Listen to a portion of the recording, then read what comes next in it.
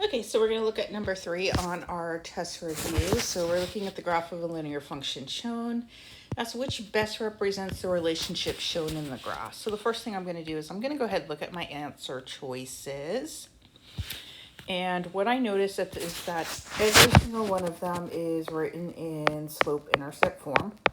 So every single one is written as that y equals mx plus b. And here I'm just going to recognize that m is my slope, b is my y-intercept. Okay, so what do I already know? Let's move back up at the graph. I know that, well, it's going down the steps. So I know that my slope is negative.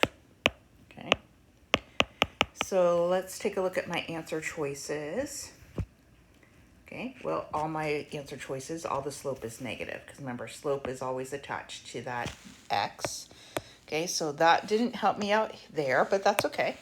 The next thing I'm going to look at is I am going to look at my y-intercept. That is where it crosses or touches this y-axis. So here is my y-intercept, and that's -5. I'm going to go back to my answer choices.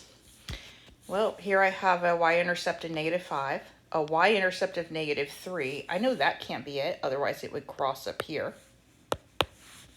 There's another y-intercept of -5 and another one in -3. So I've already eliminated 2 answer choices, B and D. Let me look back at what I have left. I have an answer choice with a slope of -3,5 and an answer choice with a slope of -5/3. So I need to find my slope. Okay. So to find my slope, I'm going to choose 2 points. In this example, I'm just going to use my intercepts. I'm going to use my x-intercept, which is here, my y-intercept, which is here. I will draw my slope triangle. Okay, and then I'm going to recall that slope is nothing more than the change of y over the change of x.